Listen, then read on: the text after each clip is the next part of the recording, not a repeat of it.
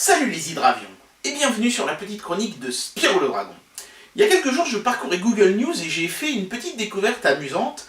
Il y avait un article qui disait que le marché de la tablette était en crise et que Apple allait devoir s'arracher les tripes sur les prochains iPads. Et puis il y avait un autre article, quelques colonnes plus bas, qui disait que Lenovo, cette fois-ci, allait avoir fort à faire dans un marché du PC en crise. Et je me suis fait une réflexion à moi-même, je me suis dit, mais attends, si le PC est en crise et que la tablette est en crise, et ils utilisent quoi les gens pour surfer sur internet alors maintenant? Est-ce qu'ils vont sur internet avec leur smartphone, sur un petit machin? C'est quand même, bon, ça peut dépanner, mais c'est quand même pas un très bon palliatif à un bon grand écran qui amène du confort. Eh bien il s'avère qu'en fait le marché qui vampirise un petit peu et les tablettes et les PC, c'est le marché du PC hybride, c'est-à-dire un PC qui cumule les deux fonctions. PC d'un côté, tablette de l'autre, tout ça dans un seul appareil. Seul problème, quand on regarde les prix des Microsoft Surface ou des Lenovo Yoga et compagnie, c'est cher, hein. Pour avoir quelque chose de correct, il faut quand même taper dans les 500 € minimum. Et ça peut même être le double, hein. Donc je me suis posé une question, je me suis dit, est-ce que chez mes amis chinois, je ne pourrais pas trouver un équivalent beaucoup moins cher? Aujourd'hui, je vous propose de tester, grâce au partenaire Banggood, un PC hybride chinois de la marque Cube. Il s'agit du iWork X1. Le PC dans la boîte marron et le module clavier dans la boîte blanche. Car attention, les deux sont vendus séparément. Prix des deux, à peu près 250 €. Est-ce qu'à ce prix-là, on est volé ou est-ce qu'au contraire, on fait l'affaire du siècle? C'est ce que va déterminer ce test tout de suite, alors c'est parti! Bien, alors je vais d'abord faire l'unboxing et les premières impressions de la tablette. Ensuite, on verra l'unboxing et les premières impressions du module clavier, du dock clavier. Alors, pourquoi j'ai choisi cette tablette en particulier? Pourquoi j'ai été intéressé pour tester celle-ci? Parce qu'elle a un écran de 11,6 pouces, quasiment 12 pouces. Donc, on a un bon confort visuel, et pour moi, un PC doit quand même avoir un écran un peu plus grand qu'une tablette.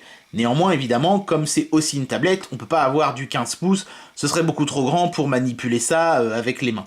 Donc, on va commencer par donc regarder la tablette. Ça va aller vite l'unboxing, hein, parce que la boîte est assez simple. On a le logo Oldu Cube, leur logo chinois, hein, Cube, voilà. Et puis sur le dessous ici, on a une étiquette qui dit Original Package Shipping. Et oui, parce que attention, hein, chez Banggood, si vous ne le précisez pas, ils vous envoient pas la boîte d'origine, ils vous envoient une boîte plus solide et tout en mousse, qui protège selon eux mieux. Donc si vous tenez à avoir l'emballage d'origine, il faut bien le préciser pendant votre commande. Évidemment, comme moi je fais un unboxing, ils me l'ont envoyé dans l'emballage d'origine. Voilà, donc pas grand chose d'autre ici, cette étiquette ne nous apprend strictement rien.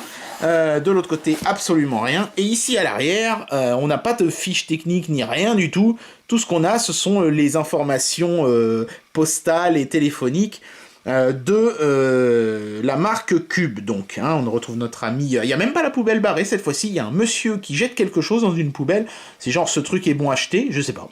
En tout cas, pas beaucoup d'informations, il n'y a même pas marqué la capacité mémoire du produit, c'est un peu étonnant, mais voilà, sachez-le, il s'agit du modèle 64 Go. Je ne sais pas s'il y a un modèle 32, mais en tout cas, faites bien attention à ça quand vous passerez votre commande. Voilà, donc ça se soulève tout simplement comme ceci. Il n'y a pas de mousse hein, sur l'intérieur du... C'est un peu rembourré quand même, mais c'est pas une mousse, c'est juste une espèce de papier mou, un peu comme un buvard.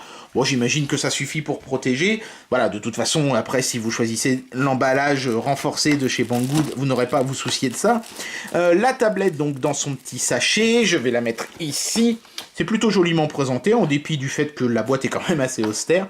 Donc ici, il y a un carré de mousse, lui, qui fait tout le tour de la tablette, qui la protège bien, ça c'est super.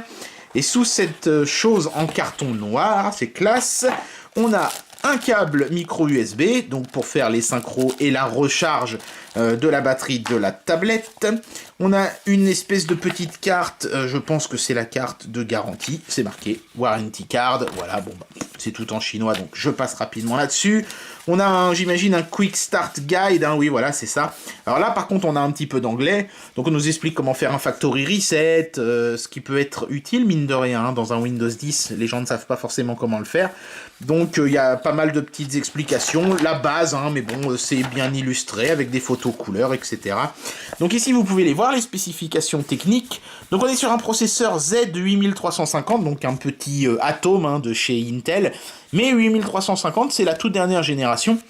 8300 c'est l'entrée de gamme en Atom, et 50 ça veut dire que c'est la dernière génération. Voilà, donc on a 4 Go de RAM, hein. Moi j'ai pas le modèle à 2 Go, j'ai celui à 4.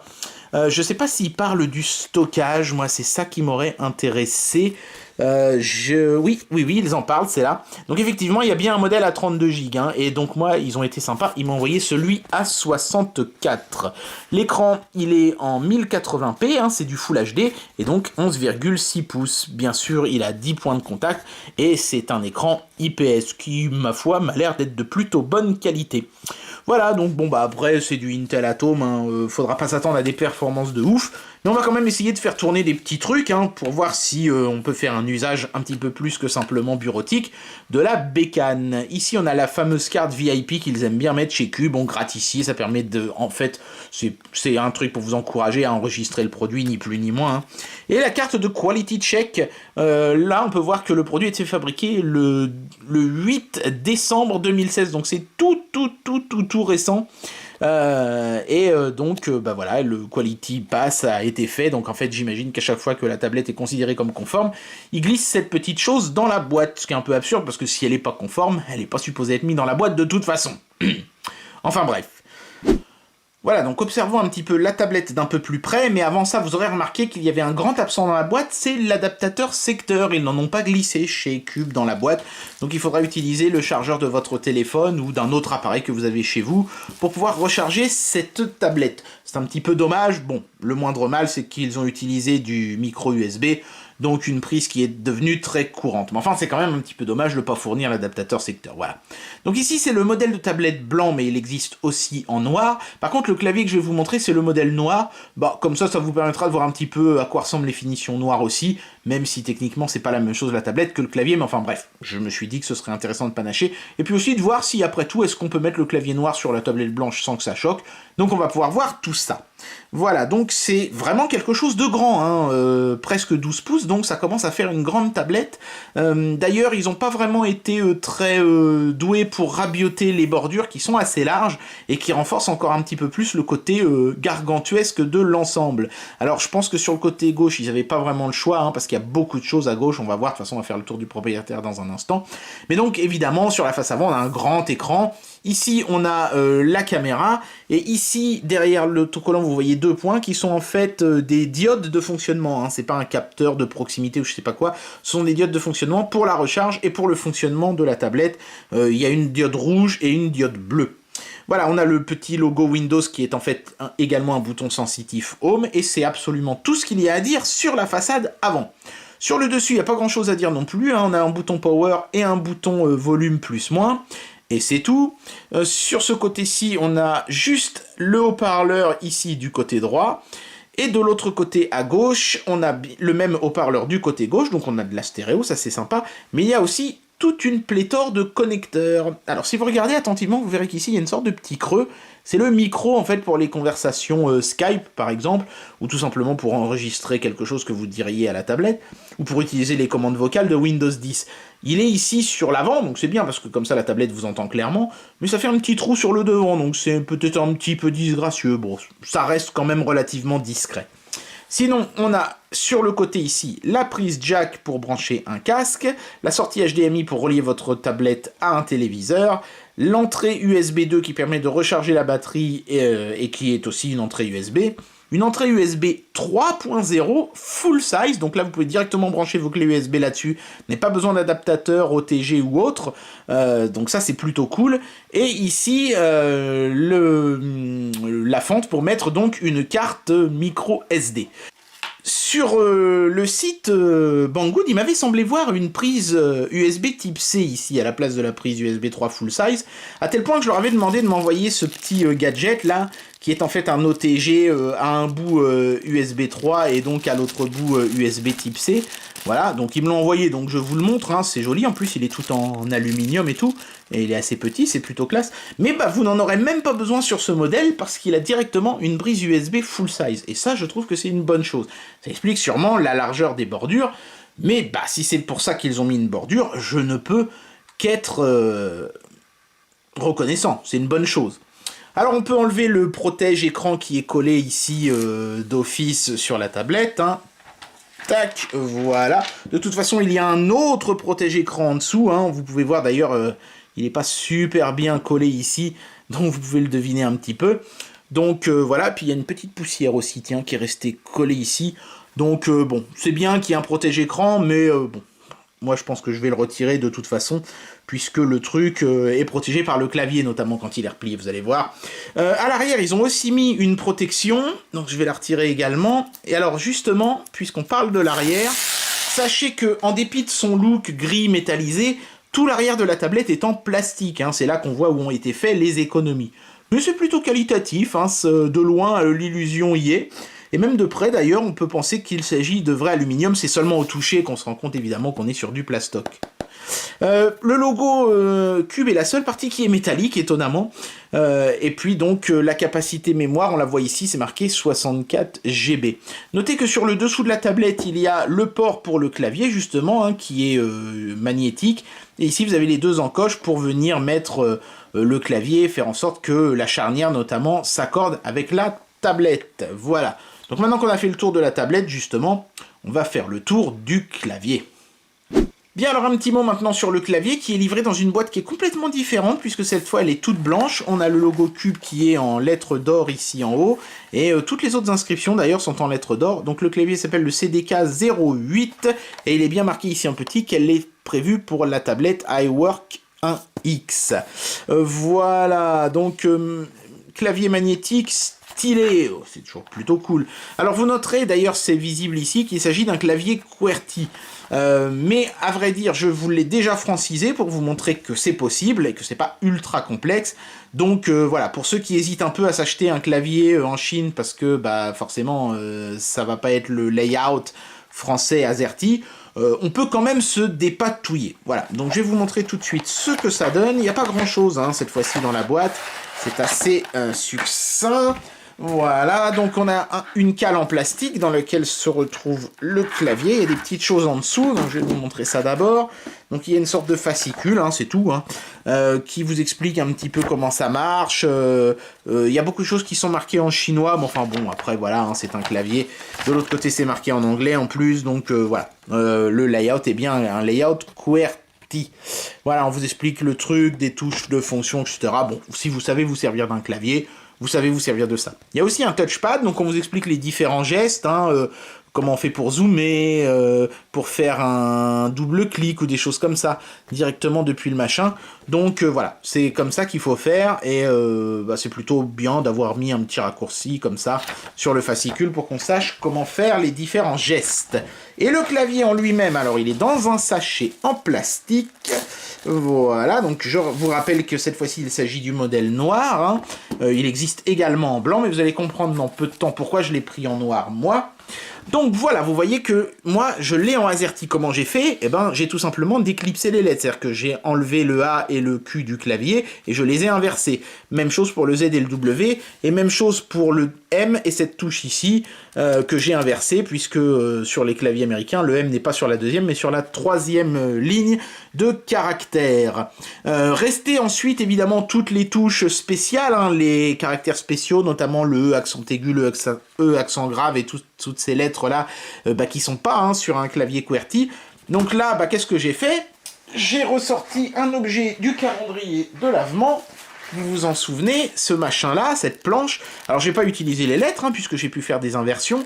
Les touches sont toutes de la même taille, donc ça n'a pas posé de problème. Mais par contre, tous les caractères spéciaux y sont passés et se sont retrouvés collés ici. Donc, si vous regardez attentivement, vous verrez qu'en fait, ici, il y a un petit autocollant sur la touche, et ainsi de suite. Mais comme c'est plutôt bien fait et que c'est de la même couleur, franchement, à une distance raisonnable du clavier, on ne soupçonnerait même pas qu'il a été modifié. Donc, c'est plutôt pas mal. Franchement, ça rend très très bien et je suis très content du résultat final. Notez quand même qu'il y a la touche supérieure et inférieure qu'on peut pas mettre parce que théoriquement elle se trouve à gauche du W ici. Mais sur les claviers QWERTY, ils mettent une touche Shift plus large, hein, et du coup on n'a pas la touche, il nous manque une touche ici, quoi. Bon, c'est pas dramatique, supérieur et inférieur, c'est pas des trucs qu'on fait super souvent. Et puis vous pouvez toujours passer par le clavier, pardon, virtuel de Windows 10 qui est en permanence accessible depuis la barre des tâches pour faire ce genre de symbole qui serait absent éventuellement du clavier. Ce sont les deux seuls symboles que vous ne pourrez pas corriger avec ce set d'autocollants et en déclipsant les touches. Voilà, donc c'est pas vraiment dramatique.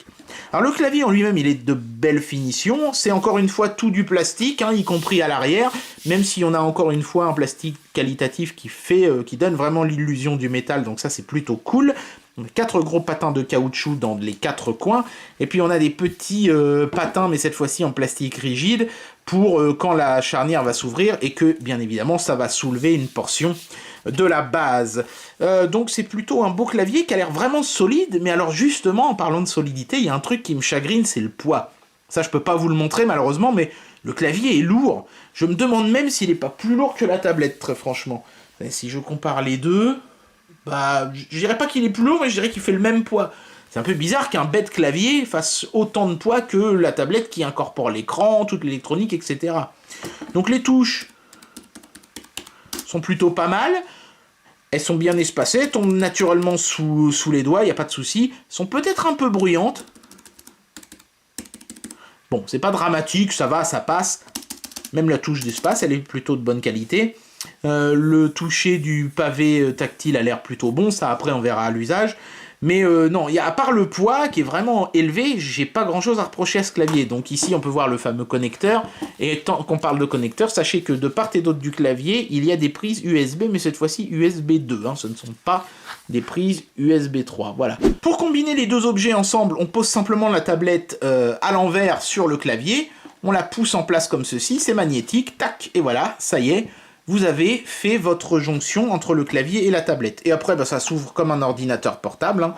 Vous attrapez simplement le petit creux ici, et vous le levez. Et la charnière tient très très bien, il n'y a absolument aucun problème. Et là, vous avez vraiment un mini PC qui fait bien la blague, hein, ma foi, hein, avec quand même un écran de presque 12 pouces, donc un certain confort. Après, est-ce que le fait d'avoir un clavier noir et une tablette blanche choque? Non, pas plus que ça. Pourquoi j'ai pas pris le clavier en blanc? Parce que les petits autocollants que j'avais pour franciser le clavier, bah, ils étaient noirs, et donc sur des touches blanches, ça aurait pas fait joli du tout.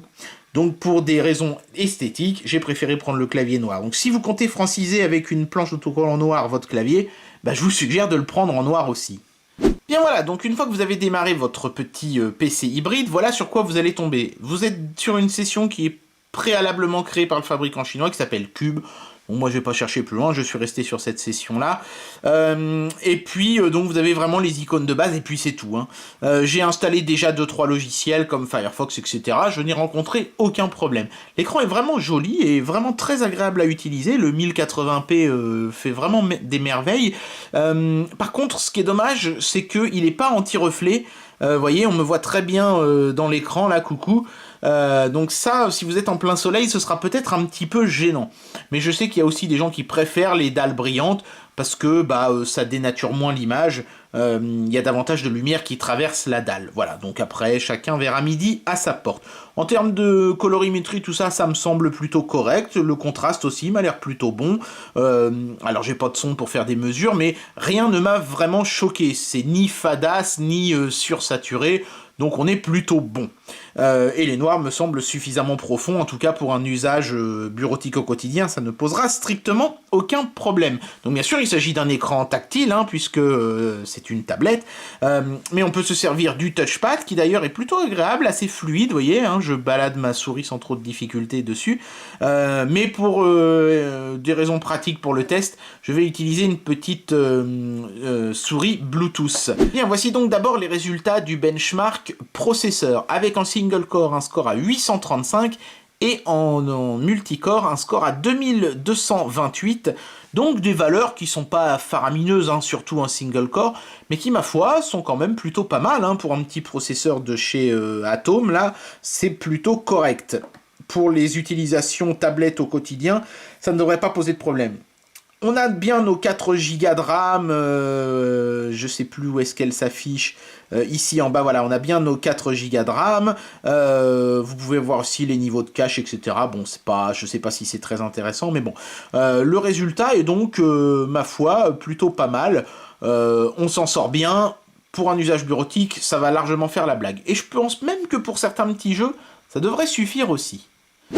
Alors justement, le benchmark du chipset graphique pour tout ce qui est jeu n'est pas pharaonesque, 4945 sur Geekbench, c'est la moyenne basse qui est d'environ 5000. Donc faudra pas s'attendre à des prouesses monumentales, mais on peut quand même faire un petit peu de 3D et ça devrait s'en sortir honorablement, on va dire. Vous lancerez pas GTA V, il paraît qu'il y a des gens qui ont essayé, ça crache parce que, le jeu refuse de se lancer parce qu'il n'arrive pas à tourner à au moins 5 frames secondes, je crois.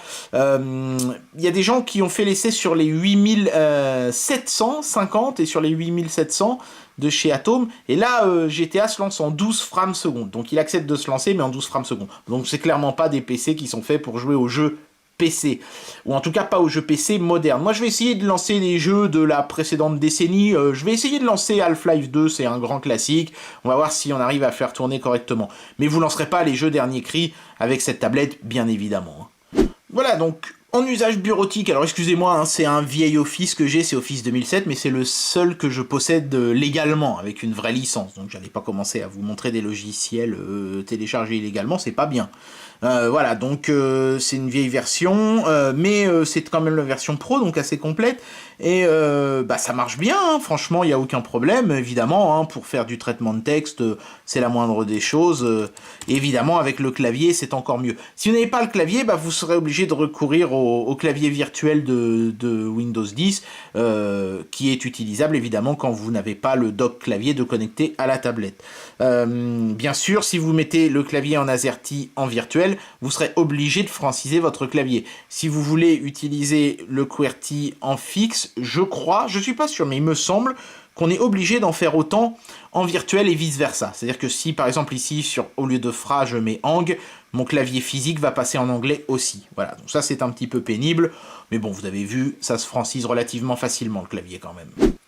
Le surf sur internet, ici j'utilise Firefox et je suis sur le site jeuxvideo.com parce qu'il y a beaucoup de photos dessus, donc c'est intéressant. Le surf sur internet ne pose absolument aucun problème évidemment à la tablette, ça fonctionne très bien avec une excellente fluidité, il n'y a aucun problème, et bien sûr là encore, on bénéficie du tactile avec la possibilité de faire comme ça des glissés, des slides et tout, mais on peut aussi se servir de la molette de sa souris, vous voyez, pour se déplacer dans les pages, tac, ça fonctionne très très bien. Aucun problème, c'est fluide, le surf, il n'y a absolument aucun accroc. Non, c'est vraiment très très propre. Par contre, la molette de ma souris est super dégueulasse, c'est un truc à boule, j'aime pas trop ça. C'est pour ça que de temps en temps ça bloque. Mais c'est la souris, le surf vraiment sur l'écran, lui, est absolument nickel.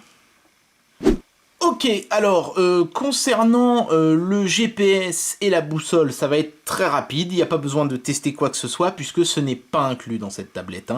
Mais rassurez-vous, comme sur n'importe quel PC, vous pourrez vous géolocaliser grâce à votre connexion Wi-Fi. Vous pouvez aussi utiliser un GPS externe en USB, ça existe, le brancher sur le côté, et ensuite utiliser un logiciel Windows compatible, ou vous géolocaliser avec Google Maps. Mais par défaut, il n'y a pas de puce GPS et de boussole intégrée dans cette tablette. Je ne vais pas non plus parler de l'aspect photo parce que vous l'avez vu quand on a fait le tour du propriétaire, il n'y a pas de capteur photo à l'arrière de la tablette, il y a juste une petite caméra de 2 mégapixels ici à l'avant dont la qualité est totalement anecdotique.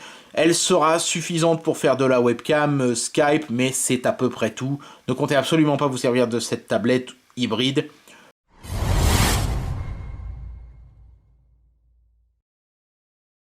Salut les hydravions, et bienvenue sur la petite chronique de Spyro le Dragon.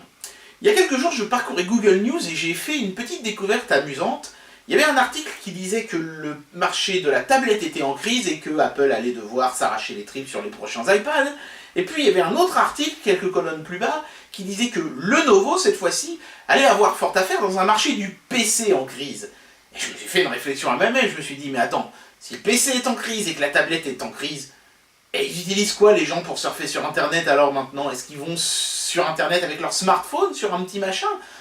C'est quand même, bon, ça peut dépanner, mais c'est quand même pas un très bon palliatif à un bon grand écran qui amène du confort. Eh bien il s'avère qu'en fait le marché qui vampirise un petit peu et les tablettes et les PC, c'est le marché du PC hybride, c'est-à-dire un PC qui cumule les deux fonctions. PC d'un côté, tablette de l'autre, tout ça dans un seul appareil. Seul problème, quand on regarde les prix des Microsoft Surface ou des Lenovo Yoga et compagnie, c'est cher, hein. Pour avoir quelque chose de correct, il faut quand même taper dans les 500 € minimum. Et ça peut même être le double, hein. Donc je me suis posé une question, je me suis dit, est-ce que chez mes amis chinois, je ne pourrais pas trouver un équivalent beaucoup moins cher? Aujourd'hui, je vous propose de tester, grâce au partenaire Banggood, un PC hybride chinois de la marque Cube. Il s'agit du iWork X1. Le PC dans la boîte marron et le module clavier dans la boîte blanche. Car attention, les deux sont vendus séparément. Prix des deux, à peu près 250 €. Est-ce qu'à ce prix-là, on est volé ou est-ce qu'au contraire, on fait l'affaire du siècle? C'est ce que va déterminer ce test tout de suite, alors c'est parti! Bien, alors je vais d'abord faire l'unboxing et les premières impressions de la tablette. Ensuite, on verra l'unboxing et les premières impressions du module clavier, du dock clavier. Alors, pourquoi j'ai choisi cette tablette en particulier? Pourquoi j'ai été intéressé pour tester celle-ci? Parce qu'elle a un écran de 11,6 pouces, quasiment 12 pouces. Donc, on a un bon confort visuel. Et pour moi, un PC doit quand même avoir un écran un peu plus grand qu'une tablette. Néanmoins, évidemment, comme c'est aussi une tablette, on peut pas avoir du 15 pouces, ce serait beaucoup trop grand pour manipuler ça avec les mains. Donc, on va commencer par donc regarder la tablette, ça va aller vite l'unboxing, hein, parce que la boîte est assez simple. On a le logo, Oldu Cube, leur logo chinois, hein, Cube, voilà. Et puis sur le dessous ici, on a une étiquette qui dit Original Package Shipping. Et oui, parce que attention, hein, chez Banggood, si vous ne le précisez pas, ils vous envoient pas la boîte d'origine, ils vous envoient une boîte plus solide et tout en mousse, qui protège selon eux mieux. Donc si vous tenez à avoir l'emballage d'origine, il faut bien le préciser pendant votre commande. Évidemment, comme moi je fais un unboxing, ils me l'ont envoyé dans l'emballage d'origine. Voilà, donc pas grand chose d'autre ici, cette étiquette ne nous apprend strictement à rien. De l'autre côté, absolument rien. Et ici à l'arrière, on n'a pas de fiche technique ni rien du tout. Tout ce qu'on a, ce sont les informations postales et téléphoniques de la marque Cube, donc, hein, on retrouve notre ami, il n'y a même pas la poubelle barrée cette fois-ci, il y a un monsieur qui jette quelque chose dans une poubelle, c'est genre ce truc est bon à acheter, je sais pas. En tout cas, pas beaucoup d'informations, il n'y a même pas marqué la capacité mémoire du produit, c'est un peu étonnant, mais voilà, sachez-le, il s'agit du modèle 64 Go. Je ne sais pas s'il y a un modèle 32, mais en tout cas, faites bien attention à ça quand vous passerez votre commande. Voilà, donc ça se soulève tout simplement comme ceci. Il n'y a pas de mousse hein, sur l'intérieur du... C'est un peu rembourré quand même, mais c'est pas une mousse, c'est juste une espèce de papier mou, un peu comme un buvard. Bon, j'imagine que ça suffit pour protéger. Voilà, de toute façon, après, si vous choisissez l'emballage renforcé de chez Banggood, vous n'aurez pas à vous soucier de ça. La tablette, donc, dans son petit sachet, je vais la mettre ici. C'est plutôt joliment présenté, en dépit du fait que la boîte est quand même assez austère. Donc ici, il y a un carré de mousse, lui, qui fait tout le tour de la tablette, qui la protège bien, ça c'est super. Et sous cette chose en carton noir, c'est classe, on a un câble micro USB, donc pour faire les synchros et la recharge de la batterie de la tablette. On a une espèce de petite carte, je pense que c'est la carte de garantie, c'est marqué Warranty Card, voilà, bon, c'est tout en chinois, donc je passe rapidement là-dessus. On a, j'imagine, un Quick Start Guide, hein, oui, voilà, c'est ça. Alors là, par contre, on a un petit peu d'anglais, donc on nous explique comment faire un factory reset, ce qui peut être utile, mine de rien, hein, dans un Windows 10, les gens ne savent pas forcément comment le faire. Donc il y a pas mal de petites explications, la base, hein, mais bon, c'est bien illustré, avec des photos couleurs, etc. Donc ici, vous pouvez les voir, les spécifications techniques. Donc on est sur un processeur Z8350, donc un petit Atom hein, de chez Intel, mais 8350, c'est la toute dernière génération. 8300, c'est l'entrée de gamme en Atom, et 50, ça veut dire que c'est la dernière génération. Voilà, donc on a 4 Go de RAM, hein. Moi j'ai pas le modèle à 2 Go, j'ai celui à 4. Je sais pas s'il parle du stockage, moi c'est ça qui m'aurait intéressé. Oui, ils en parlent, c'est là. Donc effectivement, il y a bien un modèle à 32 Go, hein, et donc moi, ils ont été sympas, ils m'ont envoyé celui à 64. L'écran, il est en 1080p, hein, c'est du Full HD, et donc 11,6 pouces. Bien sûr, il a 10 points de contact, et c'est un écran IPS qui, ma foi, m'a l'air d'être de plutôt bonne qualité. Voilà, donc bon, bah après, c'est du Intel Atom, hein, faudra pas s'attendre à des performances de ouf, Mais on va quand même essayer de faire tourner des petits trucs hein, pour voir si on peut faire un usage un petit peu plus que simplement bureautique de la bécane. Ici on a la fameuse carte VIP qu'ils aiment bien mettre chez Cube, on gratte ici, ça permet de... En fait, c'est un truc pour vous encourager à enregistrer le produit, ni plus ni moins. Un PC d'il y a 10 ans, peut-être même 5 ans, ça me paraît jouable, quitte à renoncer à un tout petit peu de framerate. Mais c'est quand même impressionnant de voir un jeu comme ça tourner sur un petit machin chinois aussi bon marché. Ça marche plutôt pas mal quand même. Hein. Alors, sur du rétro gaming, j'utilise ma petite manette de chez Xiaomi, en Bluetooth donc. Ma foi, la Super Nintendo a l'air d'une fluidité remarquable. Là, on est en 60 FPS sans la moindre difficulté. En même temps, c'est un petit peu normal.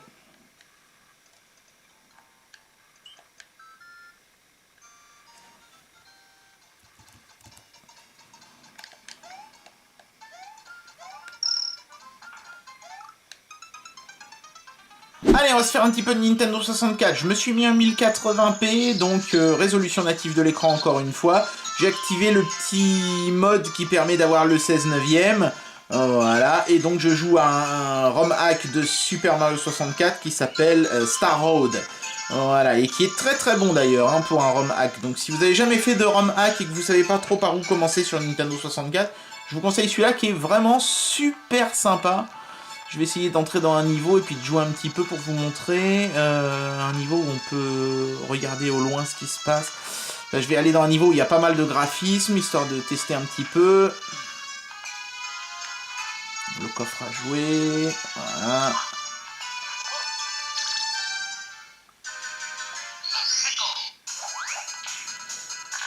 Voilà, donc il y a quand même pas mal de choses à l'écran. Bon, là, c'est vrai que c'est le début du niveau, on voit pas grand-chose.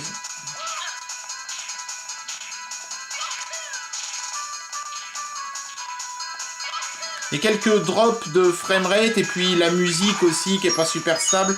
Mais je pense que c'est plus la faute de l'émulateur que de la tablette. Franchement, ça marche bien, hein, les tout derniers Atom, hein, même le 8300 en version 50, il s'en sort très très bien. Hein, je suis assez étonné. C'est vraiment très agréable.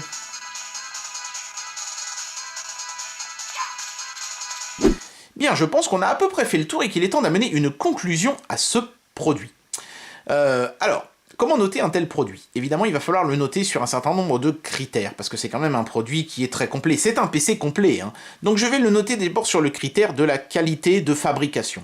Et là, il y a du bon et du moins bon. Il y a du bon dans le sens où les finitions sont bonnes, il n'y a pas de mauvais ajustements, de jours, de craquements, de trucs qui ont l'air de pas super bien s'ajuster les uns aux autres, il n'y a pas de plantage, le système est fiable, stable, etc.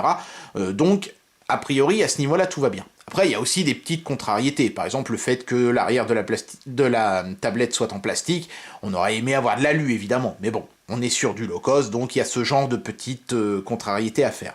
Donc, si je devais donner une note sur la qualité de fabrication de l'ensemble, je donnerais 4 sur 5. Je donnerais pas 4,5 ou 5, parce qu'il y a quand même des trucs qui m'ont pas mal gêné, comme par exemple le poids du clavier, qui est vraiment très très lourd, il n'y a rien qui ne justifie un tel poids. Il n'y a pas de batterie par exemple dans le clavier, hein, donc ça c'est un problème. Et puis bien sûr le fait que ce soit du tout plastoc, ça joue aussi forcément sur la note. Mais ça reste quand même un produit qui est bien construit, bien fini, fiable, donc ça mérite aussi la note de 4. Après il faut parler aussi des performances, évidemment. On peut tout de suite oublier le gaming récent, il faut au moins reculer 5 ans en arrière pour pouvoir commencer à jouer confortablement sur cette tablette. Mais j'ai envie de dire que c'est pas si mal. Franchement, pour un produit dans cette gamme de prix-là, pouvoir jouer à Half-Life avec tout à fond, avec un framerate qui dépasse les 40 FPS, bon, on n'est pas sur les 60 certes, mais quand même, c'est franchement pas mal. Au niveau du rétro gaming, la Nintendo 64, même en la mettant en 16 neuvième et en Full HD, elle s'en sort bien. Donc on n'a pas réellement de gros soucis de performance non plus sur cet appareil. Mais vous avez pu quand même constater que ça n'était pas parfait non plus. Donc là aussi, je pense que je pourrais lui mettre la note de 4. Reste un dernier petit point de détail, c'est l'autonomie du produit. Là, il me reste une trentaine de pourcents, et ça fait à peu près 3 heures que je me sers de la tablette. Alors, l'écran est à luminosité maximum, hein, à 100%, et puis je me suis pas mal servi de choses demandeuses, notamment des jeux. Donc, je vais dire, quand on a une utilisation très demandeuse, on va avoir 4 petites heures d'autonomie, ce qui est pas terrible, et quand on va s'en servir de manière plus modérée, on va pouvoir atteindre 5, peut-être même 6 heures. Là, par exemple, il me dit qu'il reste encore quasiment 2 heures d'autonomie pour un tiers de batterie restant. Mais c'est parce que je ne suis pas en train de faire grand-chose. Donc si vous faites du Word, du Excel et tout ça, vous aurez une autonomie correcte. Par contre, si vous commencez à faire un petit peu de rétro gaming et de choses comme ça, l'autonomie sera beaucoup moins bonne. Donc, là aussi, petite chose qui va un petit peu faire baisser la moyenne. Donc si je fais la moyenne de tout ça, je pense que la meilleure note que mérite ce produit, c'est 3,5 sur 5. C'est pas mal, mais il y a encore de la place pour l'amélioration.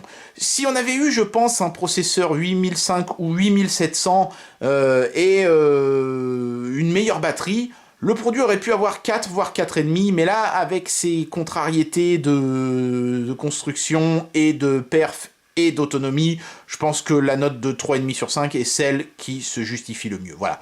Donc 3,5 sur 5 pour ce produit. Néanmoins, pour le prix, je doute que vous puissiez vraiment trouver mieux dans l'état actuel du marché. Donc si vous avez envie de vous offrir un petit PC hybride / tablette avec un écran quand même suffisamment grand, ici on est, je vous le rappelle, sur du 11,6 pouces, et avec des perfs corrects qui tiennent la route pour faire de la bureautique, un petit peu de création multimédia et un petit peu de jeu, vous avez un produit, je pense, qui tient bien la route et qui peut sans aucun problème vous convenir. Et bien voilà, c'était le test de ce PC hybride de chez Cube, le iWork X1. Un PC hybride qui clairement n'arrivera pas à la hauteur des ténors du marché qui coûtent beaucoup plus cher, mais qui pourra très certainement suffire aux gens qui veulent juste un usage de base, qui veulent malgré tout un PC hybride et qui veulent pas se ruiner. J'espère que cette vidéo vous aura plu, et moi je vous dis à très bientôt pour un prochain test. Allez, tchuss!